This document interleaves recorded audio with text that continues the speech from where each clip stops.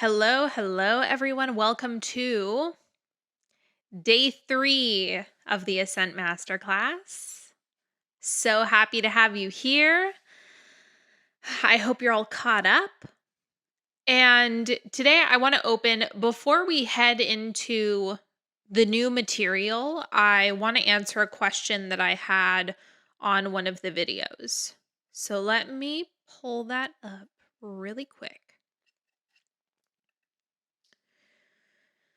Okay. What about a desire for nothing? Like, I have had this feeling for about a year now. I don't feel depressed. I just feel tired, and I know there's stuff I have to do, but I have no desire to do absolutely anything. I get excited about nothingness. How do I navigate this in a world where clearly I have to make money somehow and clean, etc.? I have a few different thoughts on this. So, first, I would say day 2, I may have already answered the questions because this was posted under day 1. And I have a feeling that this goes back to the idea of energetic flow. So what it sounds like you're desiring is replenishment. So getting into a state where there's more energy that's available to you that's not necessarily associated with anything action based. So it's so funny to me how a lot of the time humans think that they're going to have this desire to do things that are not fun, like that are really not enjoyable in the slightest, or doing things at the most difficult time, or just putting themselves in a position where they believe that they need to like pull teeth in order to make things happen, or that is going to activate some energy within. No, that is not a reasonable expectation for anyone. Right? So keep that in mind as we're moving through all of this. Like, there is no reason why you should feel excited to do something dreadful. That's just not, you don't need to hold yourself to those standards. In this question though, I do think it's interesting when you're saying I have a desire for nothing, but I'm excited about nothingness. And the reason why I'm highlighting that is because it could be related to burnout, but the underlying desire is replenishment, because there's something about having nothing, like being able to shut your brain off, that is allowing you to feel refueled. And that's something that I also discuss with people around consumption fasting for this very reason. There is something to be said about the nothingness being refueling, just allowing yourself to sit in the void and feel replenished. Now, what can happen is if you're not allowing yourself to do that, or if you're constantly like battling with yourself about that, or battling with permission, like giving yourself permission to do that, then you're creating the tension. That's where the frustration or the self judgment or all sorts of things can kind of come into play, that then pulls you out of the refueling nature that you originally like the feeling of. So, what I would say is, I do not believe that it's true that if you're in that nothingness space for an extended period, that it's going to stay that way.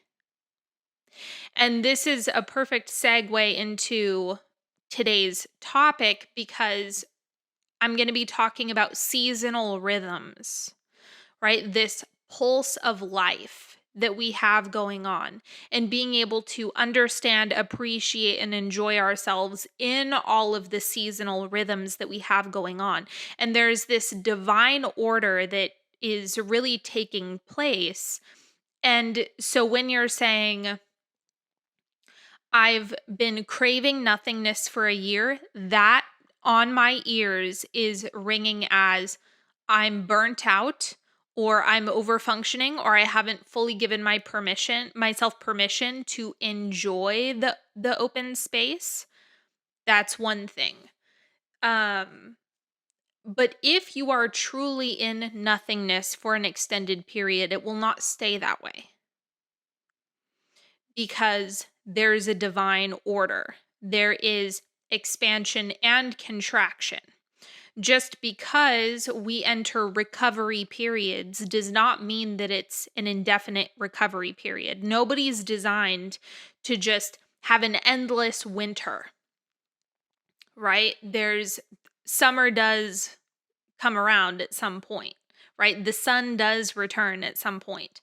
So to me, this is reading as tension and not allowing yourself to fully be refueled.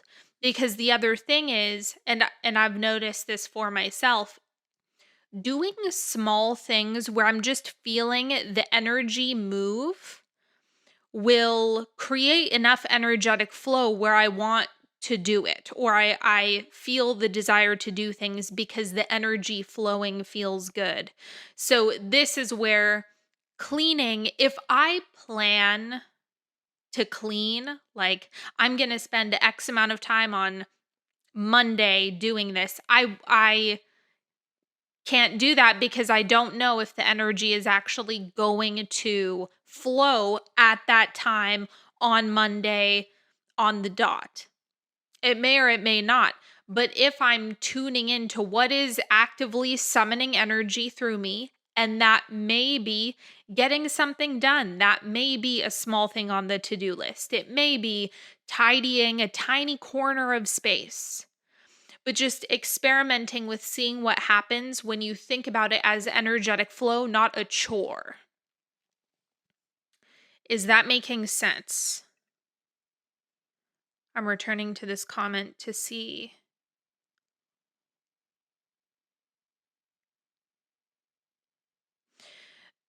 The other thing that might be helpful for you is list out, like, is there something critical?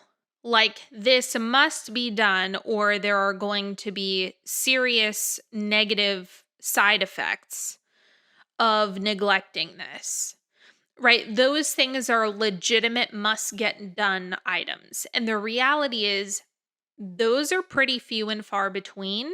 There's not a lot of stuff that is that critical in nature, but a lot of people will treat things as being really critical in nature. Like there's this one to do item and your body is experiencing it as this is critical, this must get done.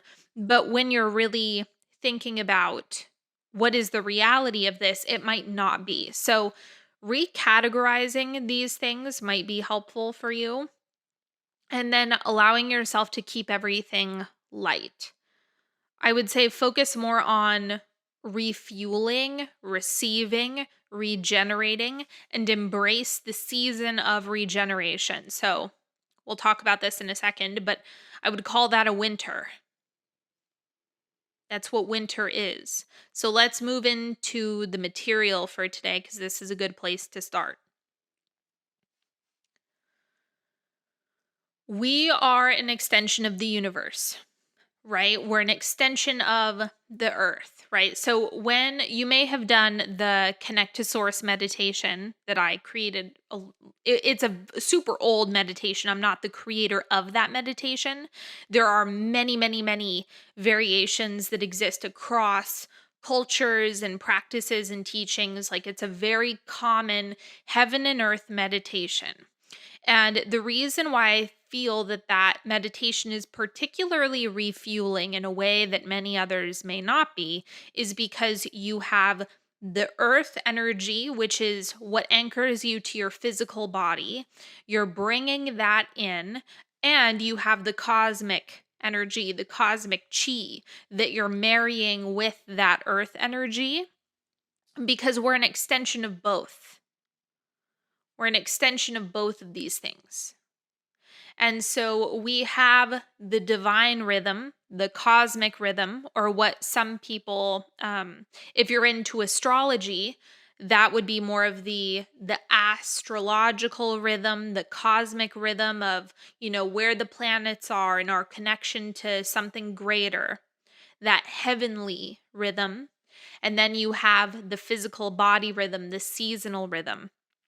If you're in a female body, right, then you're experiencing seasons throughout your cycle, right? Again, the divine order piece is really important. And so your life experience mimics this. The same way our bodies mimic the earth, our soul mimics the cosmos. I was not expecting this lecture to go this way. But we have this mimicry going on within ourselves. Your manifestational experience, your experience as a creator is the same. So this is where when someone is having a crisis or stagnation or something that is much slower, it's because there is a rhythm to the experience. Because contrast has to exist. This is the plane of duality. So you're going to experience all of it. You're going to experience the full spectrum of it. Now, the severity in which you experience it is a variable. Not everyone is going to be experiencing the same level of potency across the board. It's something that everyone has different thresholds. Everyone explores different depths in different arenas, in different areas of life. Some people have high contrast in some areas of their life and low contrast in others. It just depends on what you're experimenting with in this lifetime. So,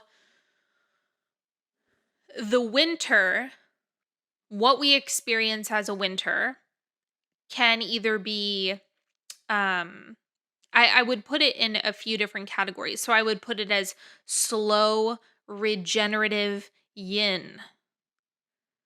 Okay, so if we were imagining a field, if we were imagining that you had all of these crops that were planted in this field and you were tending to this land, there would come a time where it would look like nothing is happening, where everything is still and everything is cold and there's a layer of frost on everything. Or it's fully iced out, there's snow on top of everything. That's also possible. And during that time, there is a lot that's happening, but it's not visibly active. It doesn't look like there's high motion occurring. It's all subtle. It's slow. It's underneath what you're able to see. So it's beyond what we normally associate with transformation and evolution, even though it's so necessary. It is so required. It is like digestion. Your winter is when you're digesting. You are, like I said, refueling, regeneration, being still, being slow. And that is something that it can present as boredom.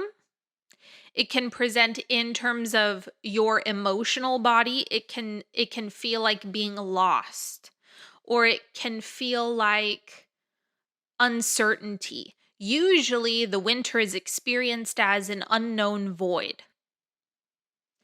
And this is something that, if you're into tarot, then it would be the moon. Right? It would be, we don't know. We can't see what's going on. We can't study the regenerative process that's happening underground. We don't necessarily know what's going to emerge first. There's a lot of unknown variables here. And so the discomfort of winter is, it just makes sense with how humans are, with how we are. And so the work for us is to find a way to capitalize on winter. We can all appreciate summer, but being able to enjoy, appreciate, have fun during winter, finding a way to use the energy of winter is really important, to return inward, to focus on the inner world, to stabilize yourself unconditionally. Those are all the energetic practices that you would want to tap into in order to make the most of that time when there isn't a lot of energy there's not as much external activity that is calling your attention, that is requiring you to tend to it. So there is a gift in having a season of winter in your life. Okay? Any questions about winter or how that might be showing up for you?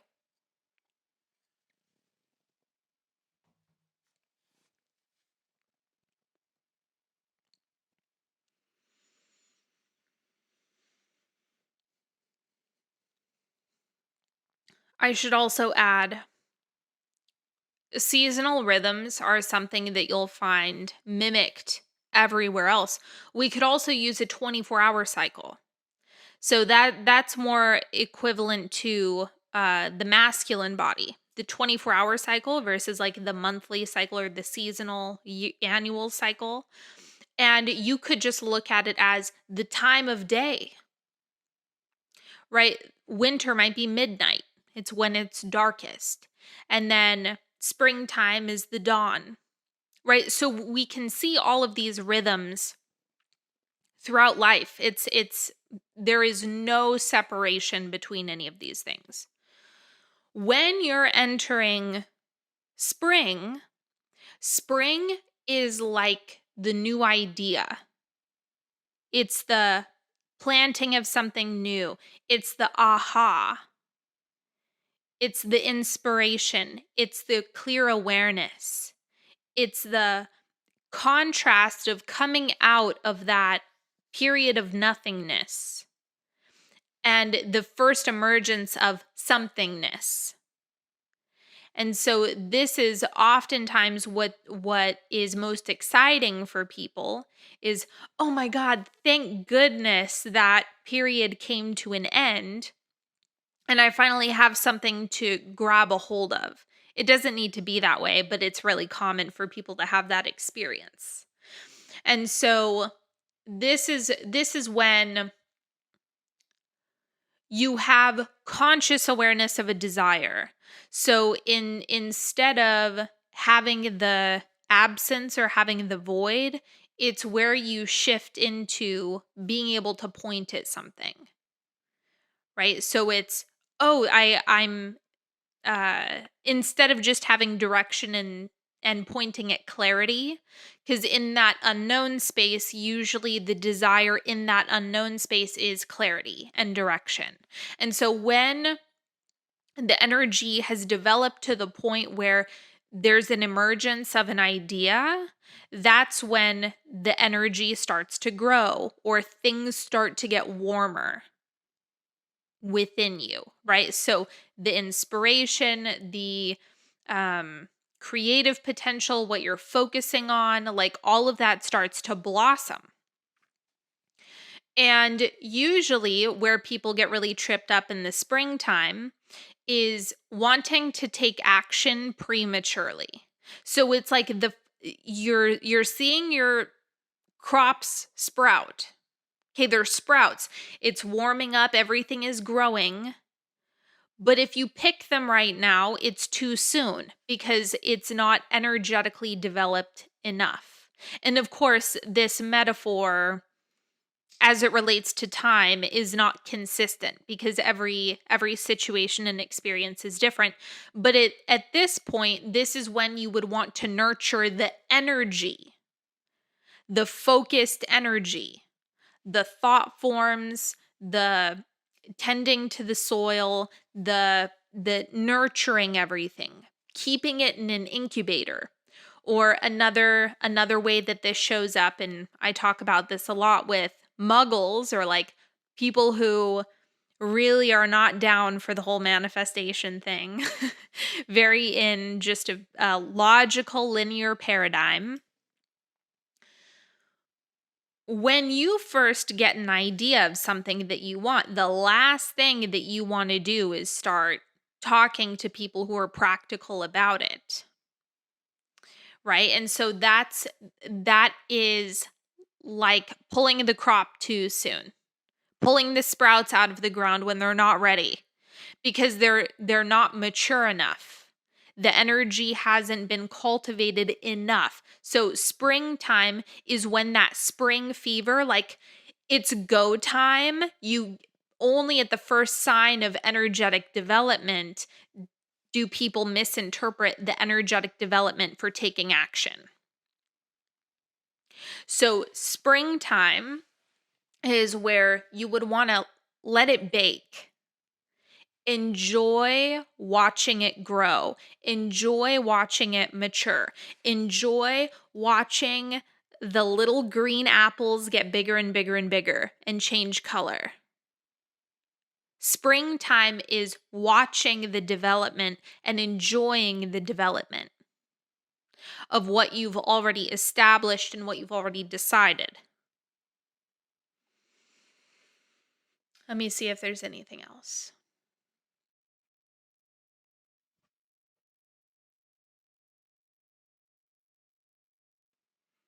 I'm trying to find another example for how this often shows up for people or where people get tripped up. We could break this all up into experiencing a season in alignment and experiencing a season in misalignment. And so the alignment in springtime, in whatever, right, whatever time frame, whatever's happening for you in your human experience, is appreciate watching it unfold, watching it come together, watching it grow, watching the development and loving watching it. That's what springtime is for. In misalignment, it's going way too fast, putting pressure on things, not enjoying the process, feeling like things aren't happening fast enough. It needs to be done now. Having the spring fever just go completely sideways and pulling things out of the ground before they're ready. Okay, so that's misalignment in springtime. Practicality is the big temptress during springtime is, well, the practical thing to do, right? That's usually where things can go sideways. Okay, so summertime. High summer, the sun is highest, the sun is closest. There's peak energy during summer. This is when you do pick the fruit. You do go for it. It is time to enjoy what has been created, to have fun, to celebrate it all, to enjoy. Right? So this is like peak celebration, peak energetic momentum, peak energetic maturation, peak. It's like the summit of whatever you've made happen. This is also where the achievement, it's the car is in the garage and you're in the new house and you're in this epic relationship and like all the tangible stuff that everyone sets their sights on that's summer. Everyone seems to be a big fan of summer. That is like the star of the show. So the misaligned relationship to summer would be putting it on a pedestal and saying summer is the only good part. And then the other 3/4 of the year, the other 3/4 of the seasonal rhythm suck, which means 75% of your life is going to suck and 25% is going to be awesome. And you are not meant to experience life like that. You're just not. The whole process is supposed to be fun. What if I told you that the same level of enthusiasm that you could have during summertime is also available to you during all those other seasons? When you're in deep rest, pleasure is available, enjoyment is available, celebration and appreciation are available. In springtime, when you're watching everything grow, it's like that anticipation for what's to come. That's available. That can be a source of pleasure. When you're actually picking the fruit, when it's super warm outside, that is something that you can enjoy as well. All of it has the potential to be as pleasurable as the moment when you can actually pick it. All of it. And that's really where the work comes into play. That is true mastery of a good life. If you are able to successfully do this as consistently as you possibly can, this is where there is a level of like Zen master living life, enjoying everything, soaking up every drop of goodness that can possibly come from this one life experience that you're having right now. That's really where things can get good. Now, the aligned interpretation or experience of summer is appreciating it for what it is. Appreciating the contrast it provides, having fun while it's available, not fearing the winter, but fully enjoying where you are now. When the times are good, when the times are high, let them be high. So the other place where people can get thrown in misalignment is when things are good, you want to start preparing for winter. Things are so good, but it might not last. And you turn into a sourpuss and you start putting on your snow gear when it's like 100 degrees outside. That is not the way to handle summer. Just enjoy summer. Have fun, play, soak it up, make as many memories as you possibly can. Document them. Have fun with them. Write them down. Photograph more. Like really, really savor summer. Transitioning into fall, this is the beginning of a death cycle. So when we move into autumn, when things start cooling down, things also start dying. If you did not have this death process, it would not be good. I promise you that. This analogy is coming to mind. So, if you don't know, I got my degree in psychology and I have a science background. I took all the science classes, all the neuroscience classes, psychopharmacology. And when I took psychopharmacology, we learned all about nicotine and tobacco and that particular substance. And it's really interesting because cigarettes, tobacco in particular, causes the cells to stay alive, even when they should be dying. So, one of the reasons why cigarettes are particularly bad is because when you inhale, normally the cells would die, right? If you inhale and the cells get charred, you want those cells to die. But if you're smoking, they don't. It's like they're zombie cells. And they just stay alive. And so it's like these charred cells just live on and live on and live on, and they accumulate and they grow and they develop. And it's just nothing but half-life cells, right? These zombie cells that are just hanging out. And really what your body wants to do is it wants to regenerate. It wants to go into that death process. It's like, this has got to go. These things have got to die. We want new, fresh things. If we do not declutter, we're going to have a lot of problems. We're going to get really sick. Cancers are going to start to develop. It is not going to be good. And this is where the death process is the most misunderstood, because we don't want to necessarily look at the consequences of keeping something zombie-like alive in our lives. And also, we don't want to deal with the grief. And so, once again, we're in this point where we have to take a risk. And then sometimes life doesn't give us a choice, and we are initiated into that death cycle. So I would say autumn is the most feared and the most misunderstood because it comes with grief, because it comes with all of the things that are being recycled and will be inevitably used for something greater or better. It will be composted. Essentially, it's going to go back to the earth. It's going to return to wherever it's needed most. That's what happens. It's going to alchemize into wisdom. Your experience, the liberation and levity that comes from allowing things to die in your life or letting things go when they have outstayed their welcome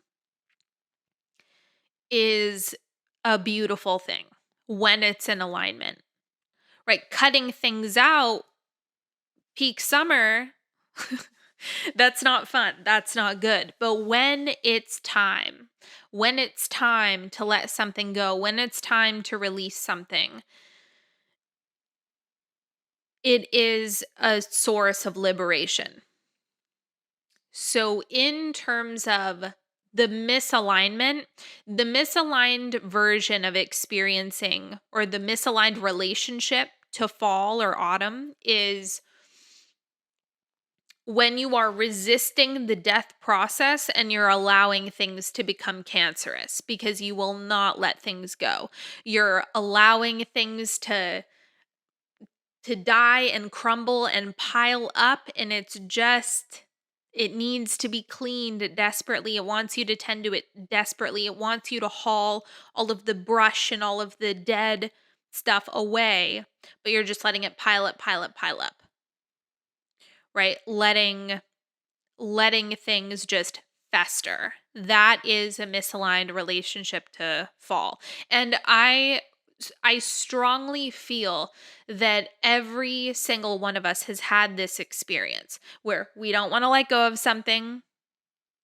We're like, we just want to keep doing the same old thing over and over and over until inevitably you get kicked out of the nest. Right? Then there's no point, there's no other choice, and it comes to a crescendo. And this is where people experience the tower moments, the crises, all of that stuff. The aligned experience of fall is when you honor what needs to be let go of. And you're saying, okay, I'm feeling complete with this. Let's let it go and see what happens. Let's lighten the load. Let's be proactive and let this die off.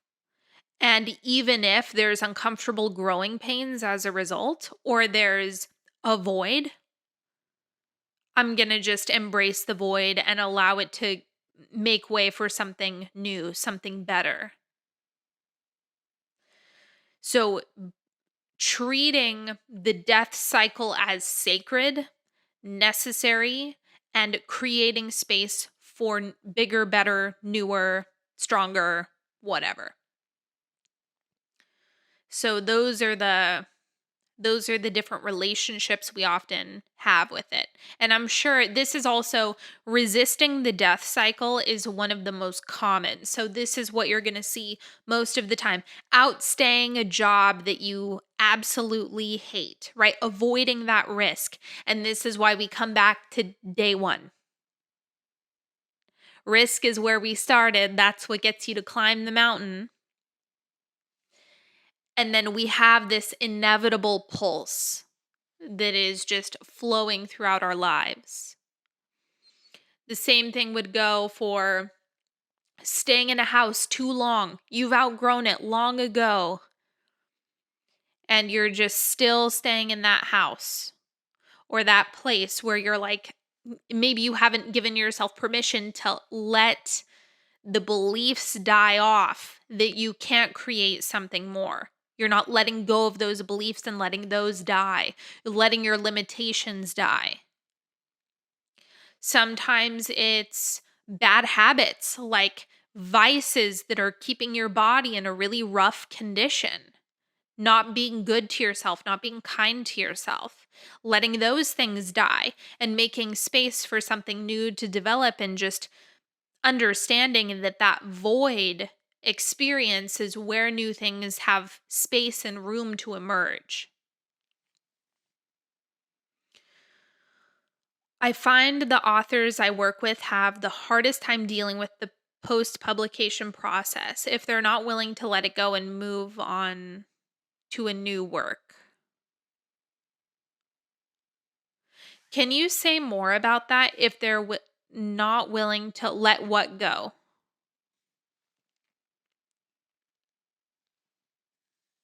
The book they just published and don't start a new book but obsess about the sales and the marketing.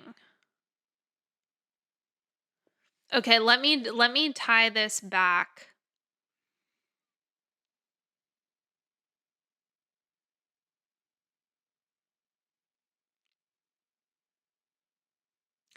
It's almost like they're going back to springtime for a completely different category, because of course you know this, it's like the business side of things and then the creative process are different.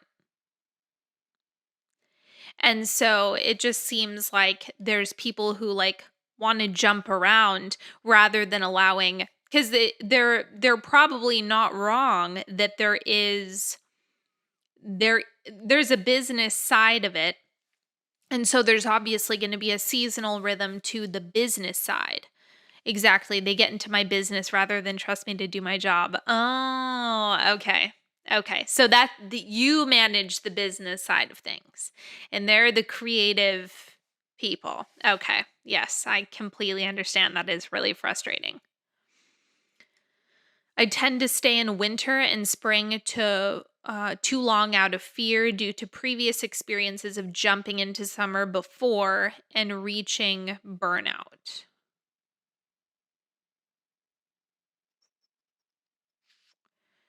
W- Winter and summer.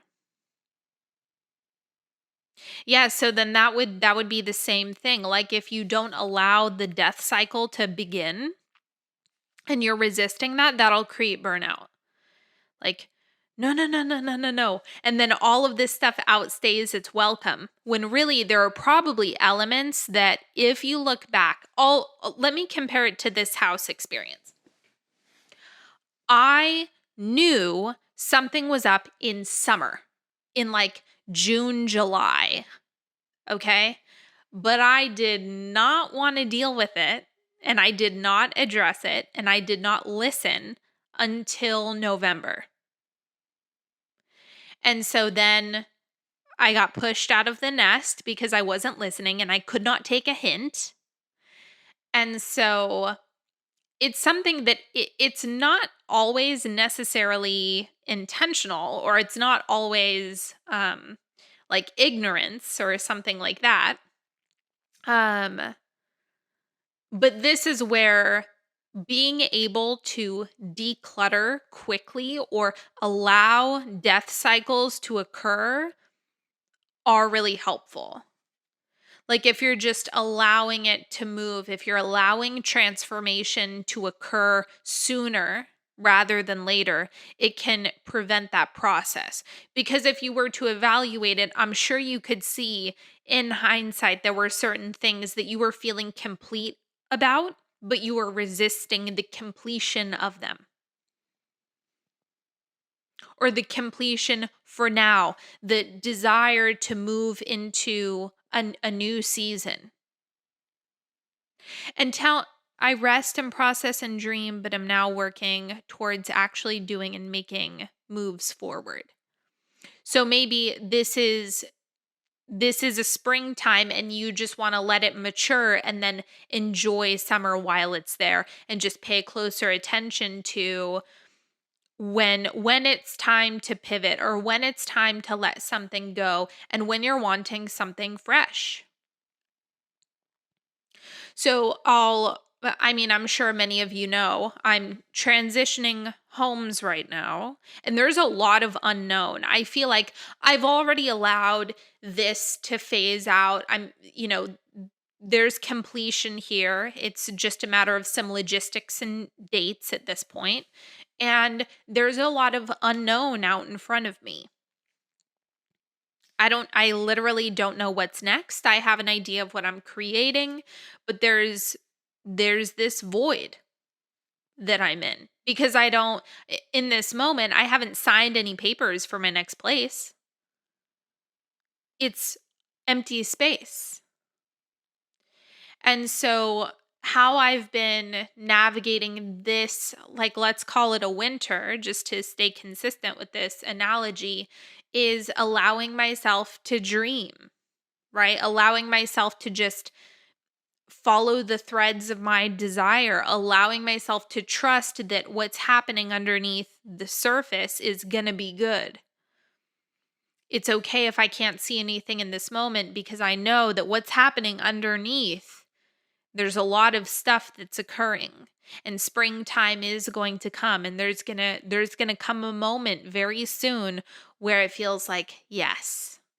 Okay, got it. Here we go. And there's going to be some initiation energy from there. And then I'll celebrate. And then I'll go into a death cycle again. Like all of this, you get to enjoy it all. Your only responsibility, as much as humanly possible, is to not resist the seasons.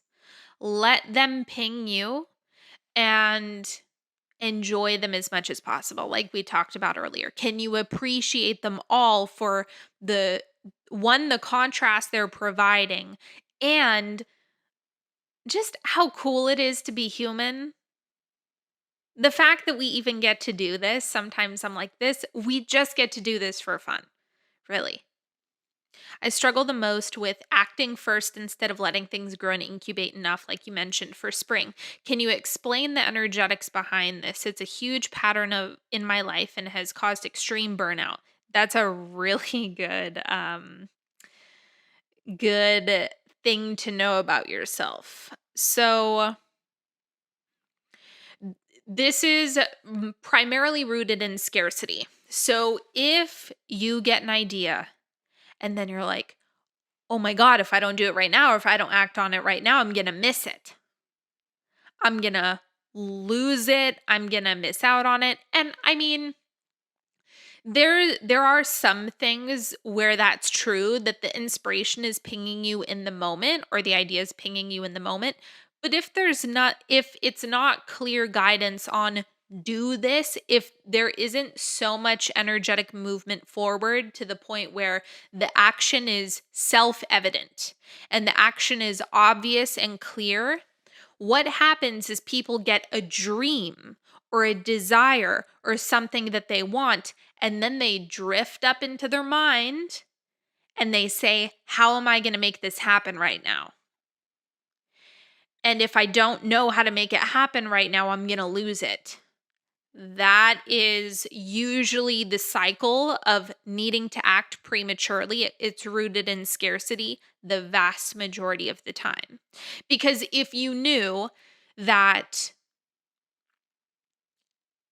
you would get what you wanted no matter what, and you knew there were infinite available, and if you trusted that if you trusted that the right next step would be super clear and it would be super direct, how would that change things? Because then if you're feeling a desire for something, but there's no clear, distinct action, then there's nothing to do in this moment. You don't need to figure that part out. A lot of people think I'm a little crazy with how I'm handling moving. I just feel like this is a good place to insert this. I have a couple of weeks left here. And I will not look for apartments because I haven't been inspired to it. I won't do it. Like if I open up Zillow right now, I kind of get sour. I don't like what I'm seeing. My energy tanks. Like it's not the right time for me to be taking action on it. And I know that when I get the impulse where it's like it's go time and I can feel that, it will be undeniable. Or better yet, I will be inspired to go to the area that I want to live. Or my realtor will send me a text, which is how I got this house. She sent me a text, said, "You need to go to this open house," and I got it. Yes, I totally do that. I want things to happen now. It almost feels like I'm in a manic state and I need to do everything.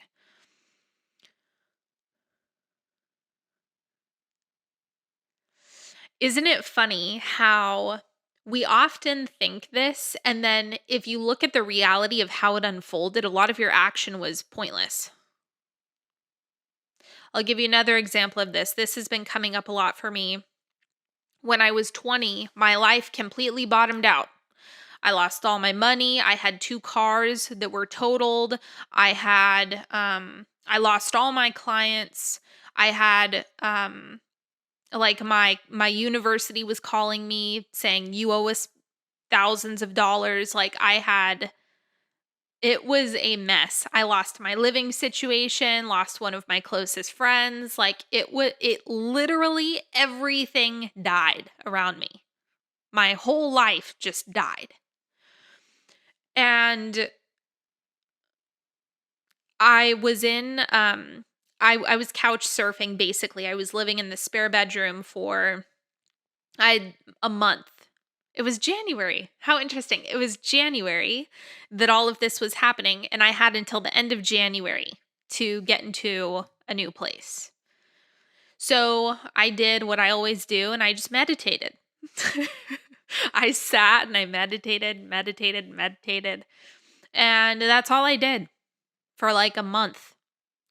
And then a few weeks in, I got a ping to go look at places on Craigslist, and literally the first listing that I looked at was the place. And I ended up getting it.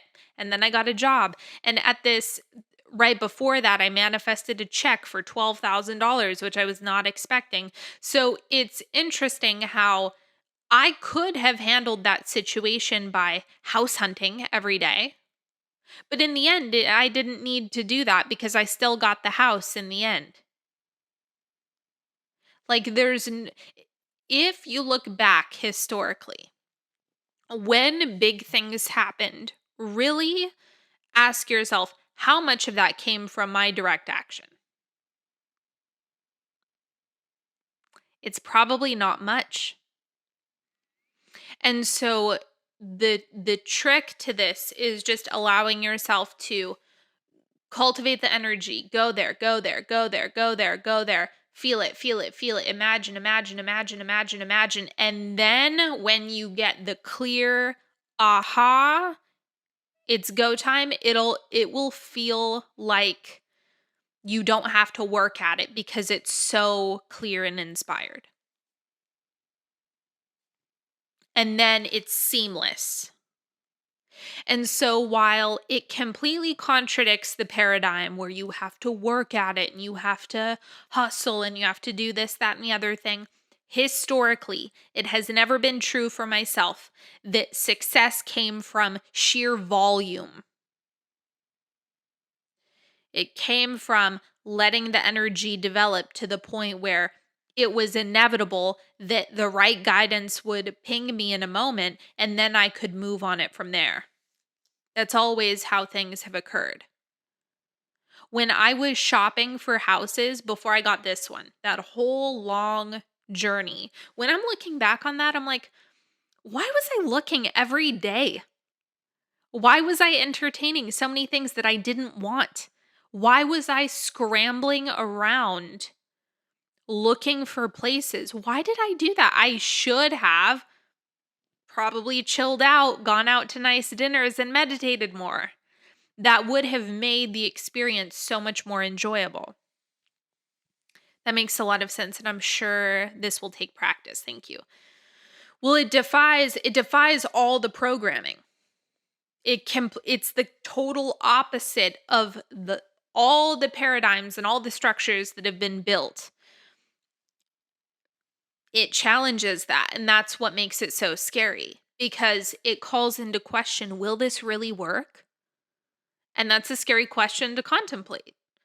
And it pulls you out of alignment when you start asking things like that. Then it feels like, well, maybe I shouldn't be doing this, and so I want to take action in order to feel secure. And that usually leads to burnout, but I digress. But those are the energetic pieces. This was a fast lecture, let me tell you. Do we have any more questions?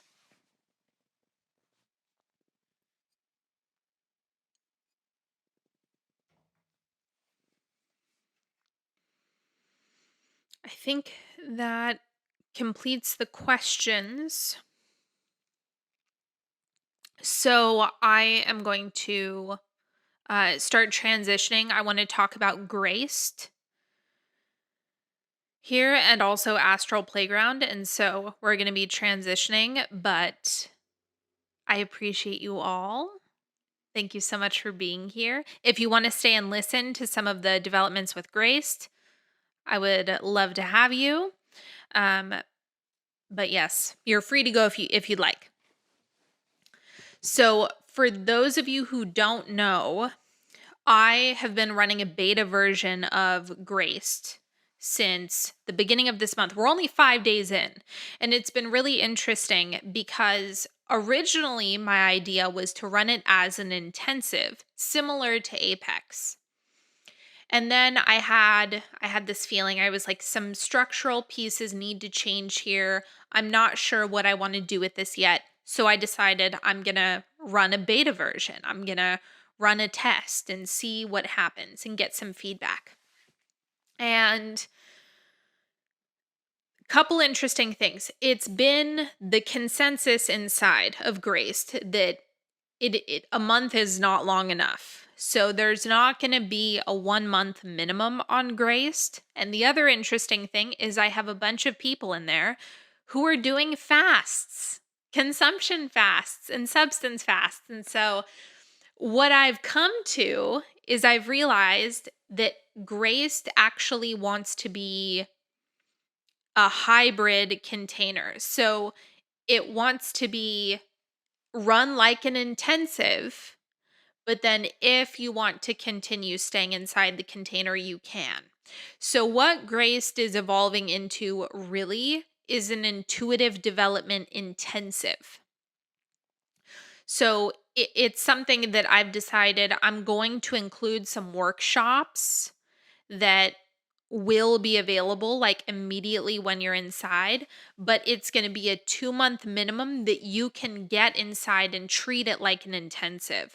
So the consumption fast, like going in depth, doing a call on consumption fasting is something that I am wanting to do in February for people who want to get in March. And then also the other piece that has emerged is wanting to front load some intuitive tools. One of the things that made me originally think that I only wanted to run Graced twice a year was because some of the material would be redundant.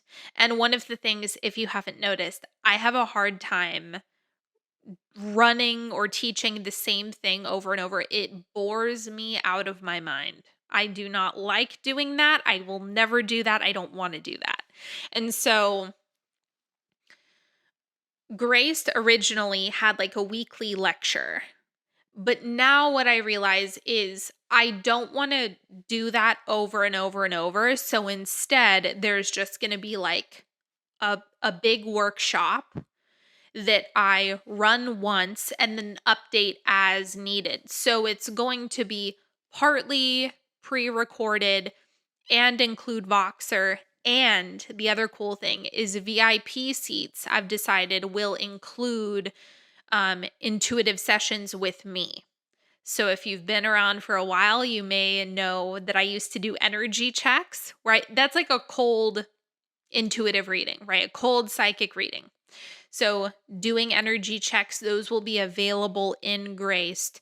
But what's really emerging in the container is the intuitive tools, the desire for intuitive tools, and the desire to do it fasted. And so, it's going to be run like an intensive that you can stay in for as long as you need.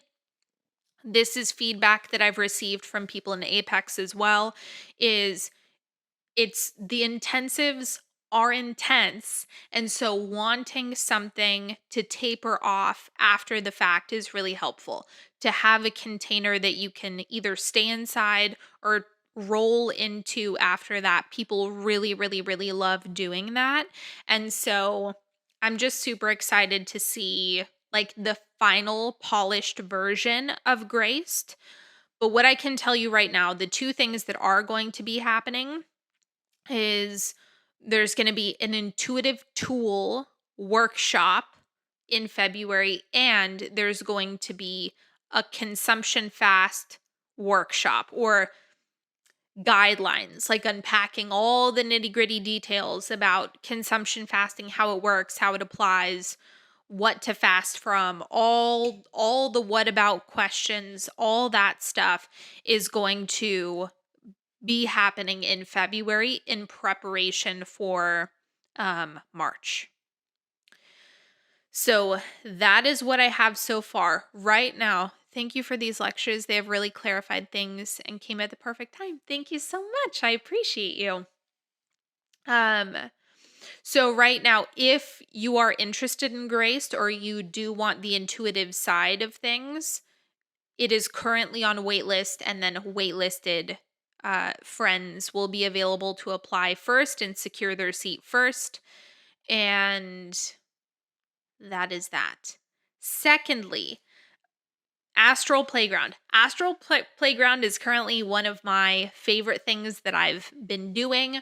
And one of the things that I've been hearing from people who have been messaging me or asking about it has been if I'm already imaginative, if I already have, a strong visual sense, or if I'm already good at daydreaming, then what? Or feeling deterred from it. I don't teach an astral playground. There's nothing that I teach. I'm not teaching you how to daydream. I'm guiding you, pinging you, and giving you cues.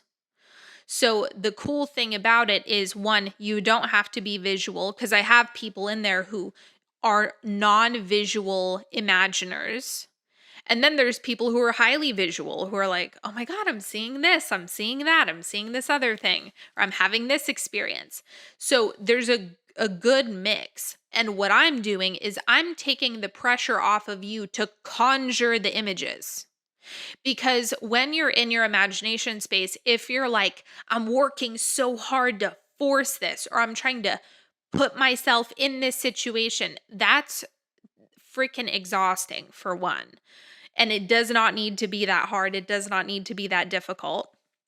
But it's nice just having the guidance where you fill in with your own imagination all of the gaps that I'm presenting.